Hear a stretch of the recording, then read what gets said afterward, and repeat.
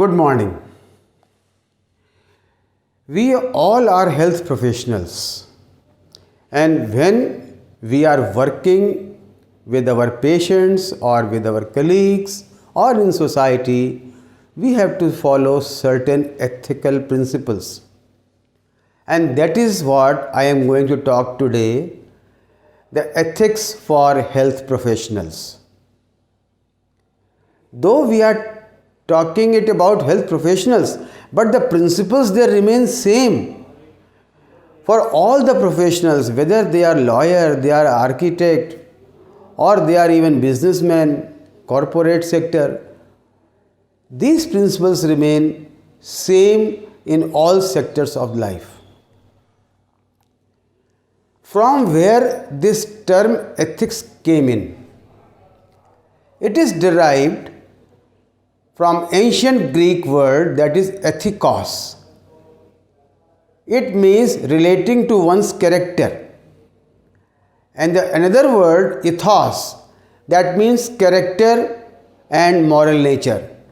That means the ethics defines our character as well as moral nature, our responsibility towards society. What we are supposed to do, how we can take decision in our life, how much should we concern with the people when we are working with them.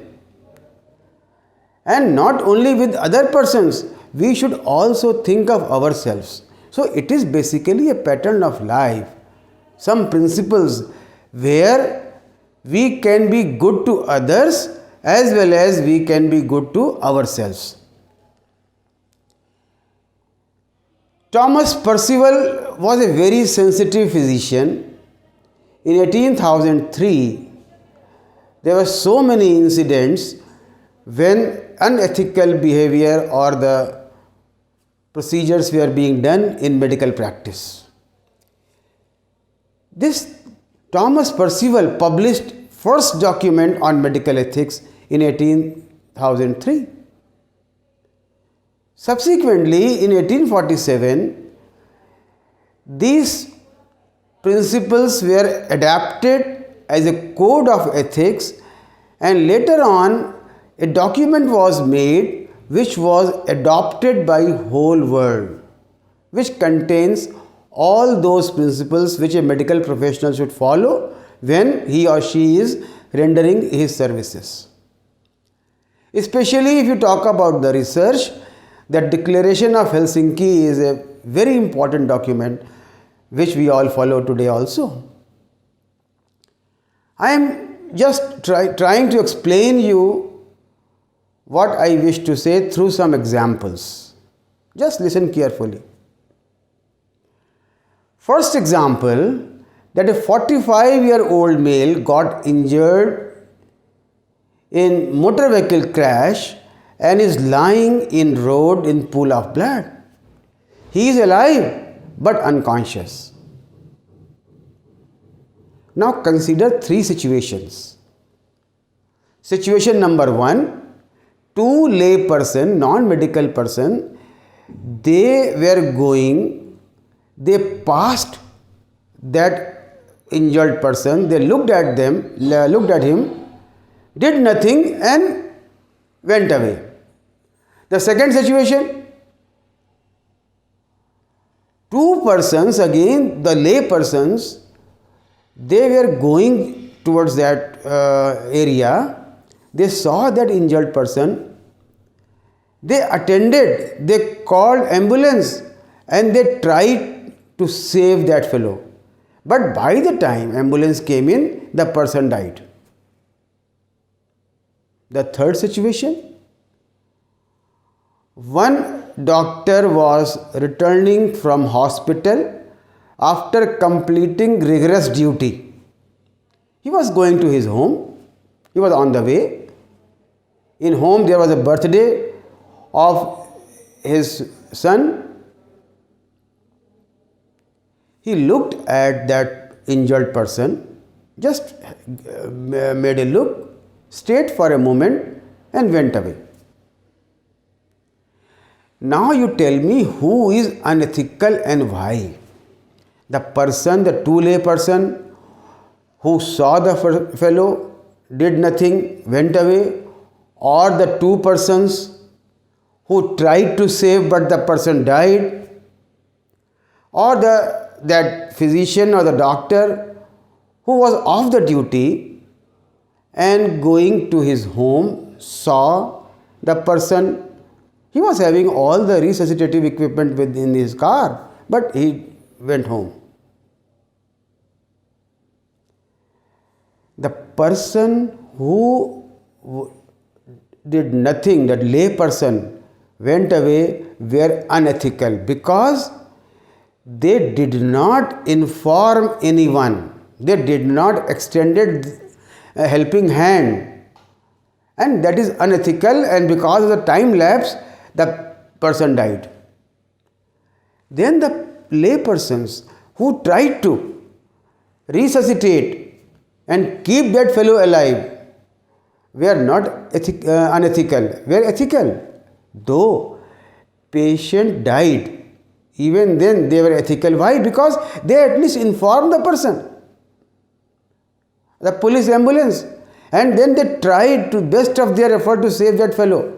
Though the injured died, there is a well established Supreme Court law, Honorable Supreme Court law, the law of Samaritan, which clearly states that you should try to save a life of person in emergency, and even if the person dies, you will not be blamed for it.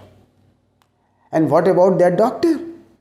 You can say doctor was off the duty, he was going to his home, he was not there on duty, he did nothing. Was that doctor ethical? No, he was unethical, because it is a duty of doctor in the society. Whenever there is an emergency, whether the doctor is on duty or not, the doctor should have stayed, should have tried to manage, should have informed the ambulance police.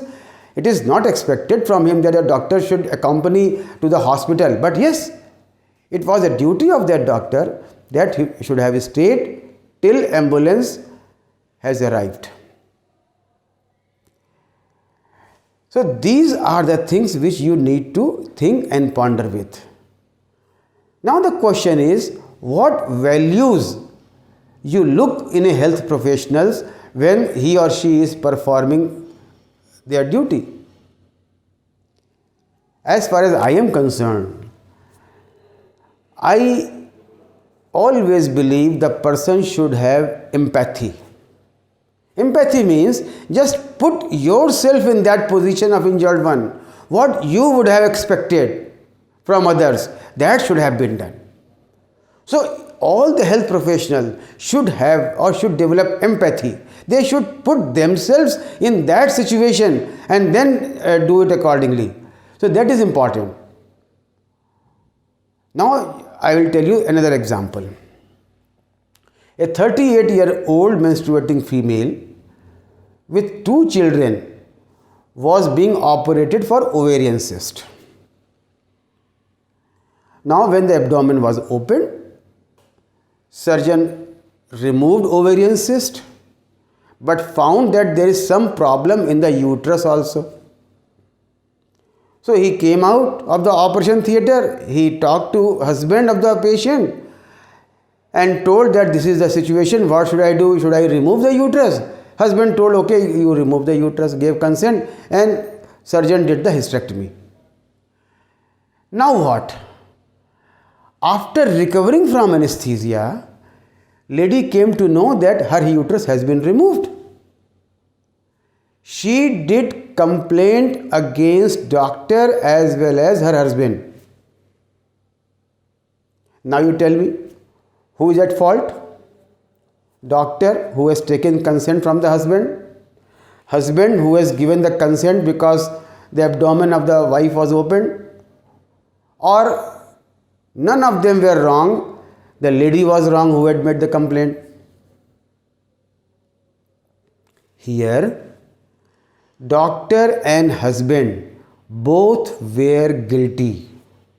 Why? I tell you. You cannot remove organ of an adult without his or her consent from the body. Yes, you can remove that organ during emergency. If it is a saving situation, then of course you need not take consent. But if it is not a life threatening situation, so what has happened here? Only simple ovarian cyst was removed. There was some problem in the uterus. What could have been done? Surgery would have been over by simply removing the ovarian cyst. Then after ovarian cyst was removed, the consent must have been taken from the adult patient, especially if it is relating to genital organ. It is very important for you to understand. Sometimes because of ignorance we do something wrong. And then husband also gave the consent just out of ignorance. But husband was unethical. So these are very small things person should know, the society should know, and we should follow the principles. Here comes a question of informed consent. I will elaborate later on, but what could have been done is that there should be an informed consent. Means suppose after patient has regained consciousness, say there was some fibroid in the uterus, the patient should have been told that yes, look here, you have got this much of problem in your uterus. So it also needs removal. When you get the consent in writing with proper explanation, you could have removed the uterus. Now you talk of third situation. 38-year-old lady in emergency needs blood transfusion to save her life, but her religious faith does not allow, so she refuses for blood transfusion. See, lady is needing blood transfusion for life saving purpose, but she says ki in my religion I cannot take blood of other person into our body. Which is more important, autonomy or beneficence? Autonomy means the decision taken by the patient should be respected for and should be taken into consideration. Or beneficence, what is beneficial to patient? That should be done. So here you need to decide.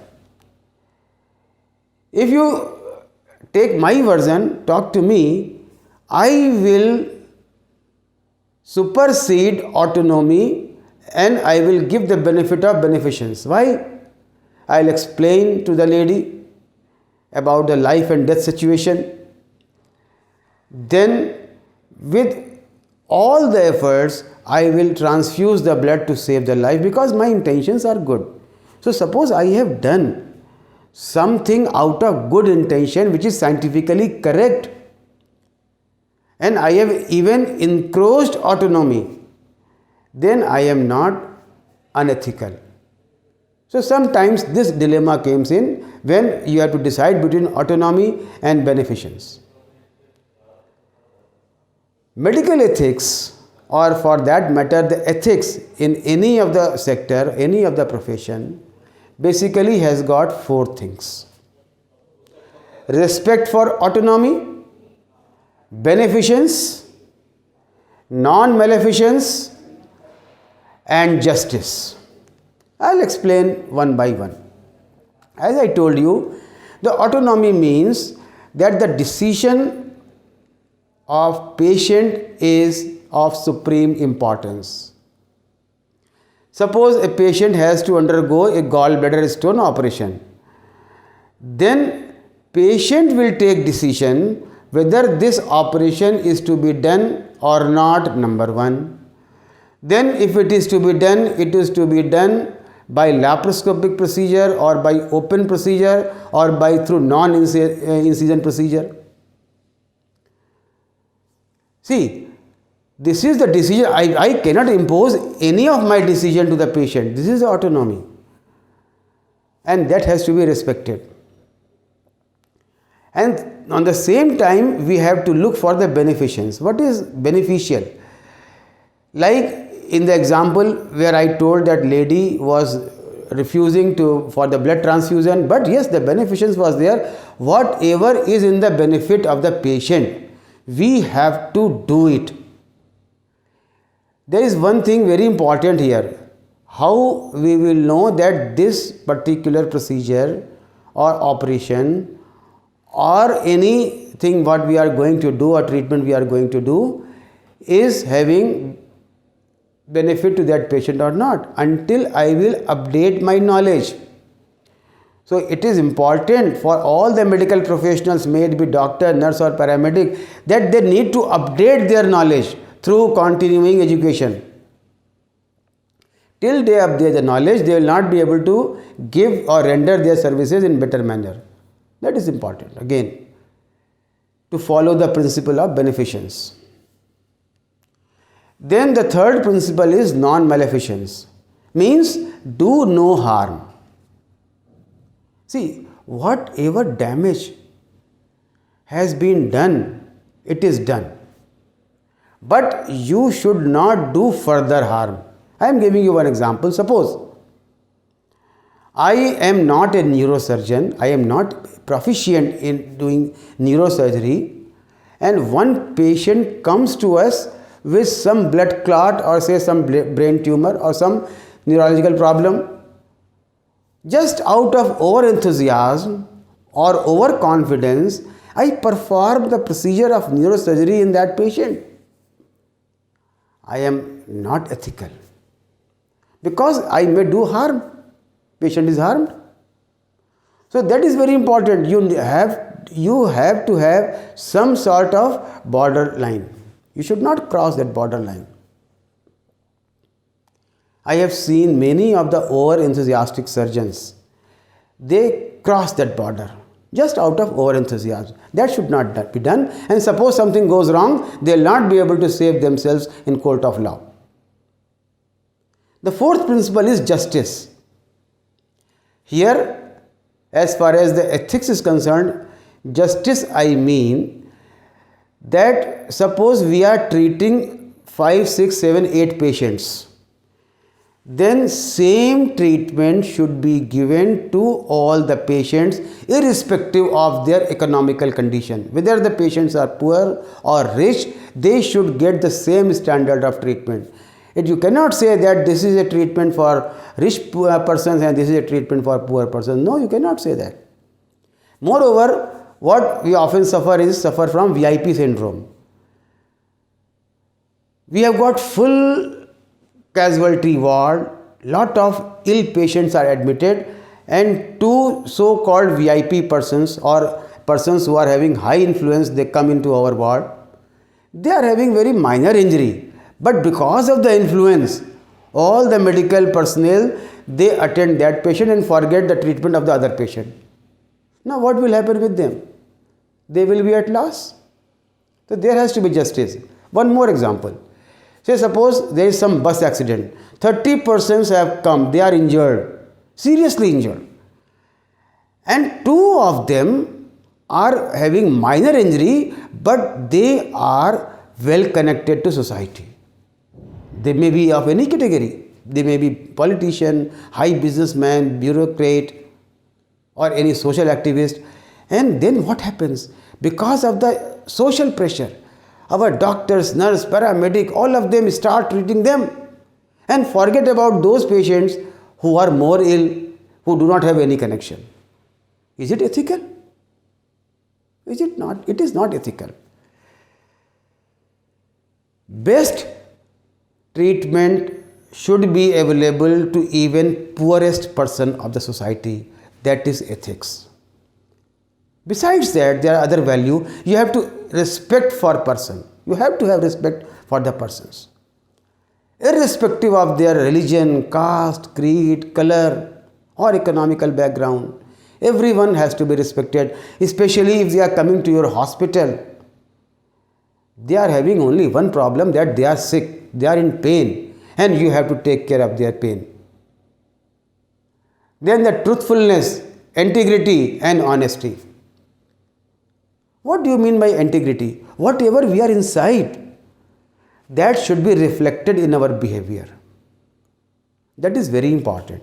And the whatever work we are doing with full honesty, to full of our capacity, to full of our skill with a good attitude. This same principles, they are followed in other professions also. Now I am giving you one very lay example. Suppose you go to shop to purchase some clothes, say some sari. Now it is your autonomy which color, which material you are going to purchase. The shopkeeper cannot pressurize you to purchase that particular color. And the shopkeeper should always talk of whatever is in your benefit. Take example of, say, you go to a lawyer. Suppose something wrong has happened. You went to file a suit. Now it is a duty of that lawyer. Whatever damage is done has been done. But by filing that suit, there should be no further damage. You cannot have the secondary damage, do no further harm. That factor also implies in that category also. Suppose by filing a suit there is some harm expected, it should be prior told to that client, and then further action has to be taken. So what I am trying to say, that though I am talking about the medical professionals, but these principles, they remain true for every sector of society.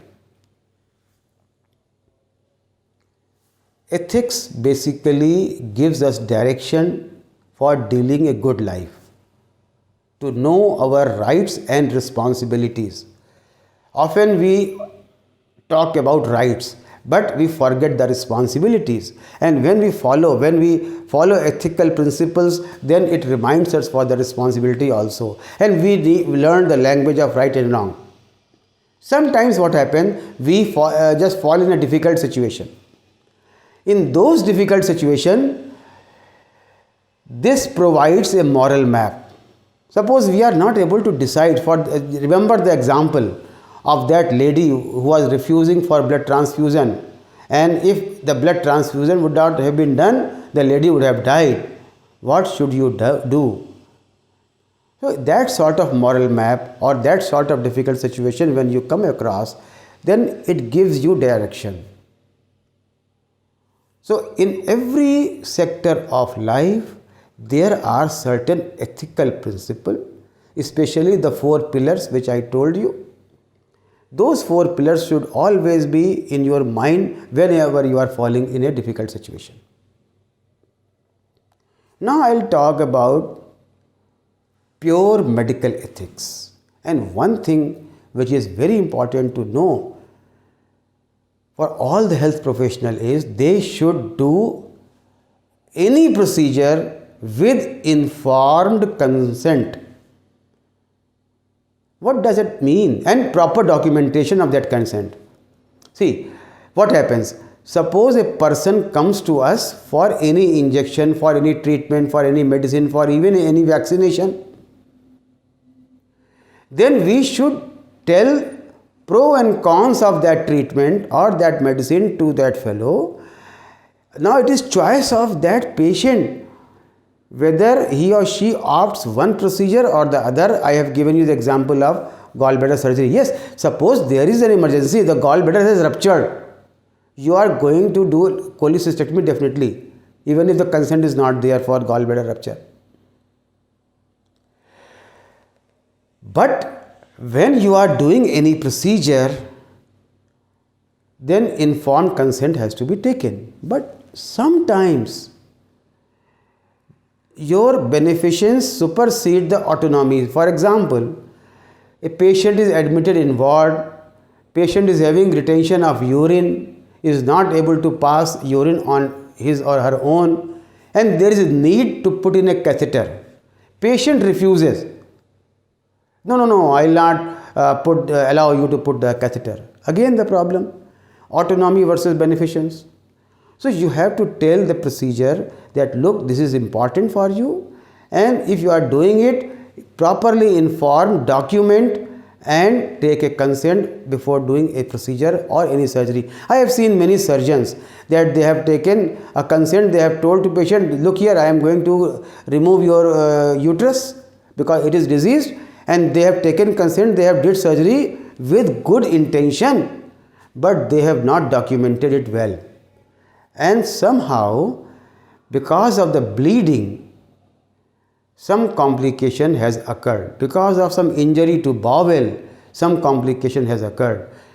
Now, the patient complains against doctor and doctor is found guilty. Why? Because doctor has not provided the knowledge of possible complications. So that is what informed consent is, and it is very important, especially nowadays. Then confidentiality has to be maintained. Suppose patient is suffering from any disease, it is duty of doctor that whatever information or any health professional the person is having, that should not be disseminated to all the persons. Full confidentiality, especially in the research work. But here you have to have some flexible approach. I told you that ethics principle, they are meant to making your life well as making the others' life well. Means you are doing good to society also. Just imagine a situation, a person is suffering from some sexually transmitted disease, HIV, and you tested that fellow is living married life. What will happen? Now it is your duty to tell about the disease to spouse also, otherwise spouse will be harmed. So it is not that all the time you will be having the confidentiality. One example, suppose a person has got gunshot injury, is residing in a home, and you are being summoned to take out the bullet. You have done the procedure, but you did not inform police. So it is not that you have to maintain the confidentiality. Patient is saying, no, please do not tell to anyone. No, there are certain situations where you need to tell this procedure has been done to others also. I am really pained to say few things that nowadays some health professionals, they are taking some money out of referrals. They are referring patient from one doctor to another doctor, and they are taking money in lieu of. This is absolutely unethical, and this should not be done. Health professionals, they are having relationship with the industry. Industry is also unethical if they are extending benefit to the person or their doctor or health professionals. And similarly, this doctor or the health professional is also unethical if he or she accepts those incentives from the industry. Suppose any patient is under your treatment and you have had sexual relationship with that patient. It is a heinous crime. You should never have it. Even then, you have developed sexual relation with mutual consent. But if it is done during treatment, it is unethical, because there is a relationship of trust between doctor and patient, and that should not have a breach. That should not happen. Then while treating the family members, your family members, you should not consider money into account. It is not that you will treat and you will expect money. You get it, there is no problem, but you will not expect money. One thing more you need to consider while you are treating your family members, then you should treat them without consideration of money. You cannot expect money from the family members. It is your duty. And what I have seen, that many times in big hospitals, the patients are admitted. Doctors also know that this patient is not going to survive, the patients, they are on support. So what we call as end of life support means we know that this patient is not going to survive. Whatever procedures we will do, it will only prolong the misery. We need to explain all this to the relations, and then we should try to relieve that misery just for the sake of money, because we are getting 1 lakh per day out of that patient. We will keep that patient alive. Again, this is the what we call as futility. This has to be looked by the physician. Very important.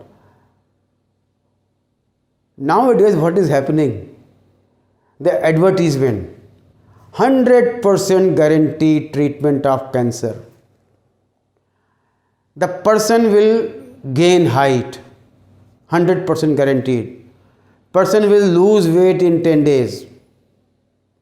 You do my treatment, you will be totally relieved for all your ailments.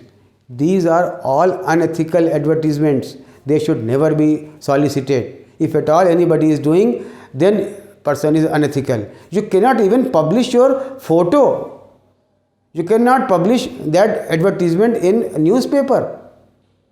That is the code of medical ethics. You cannot do that. I will talk later about the code of medical ethics, but yes, just for the sake of advertisement, you must know that no 100% guarantee of treatment has to be advertised, because it is unethical. In summary, I would like to say that this ethics decides moral map, our way of life. Whenever we are in difficult situation, it shows light to the path. Whenever we are having in difficult situation or disagreement, then again there are certain principles, and if you will follow that principles, it is going to help those difficult situation. Tells what is right, what is wrong, and that is actually not in the medical profession, but in all the profession, in our daily day-to-day life, whether we are dealing with our family members, our relations, society, friends, we should follow certain ethics. Ethics should be part and parcel of our life. Why? Because a true professional who follows medical ethics is the most respectful person of society.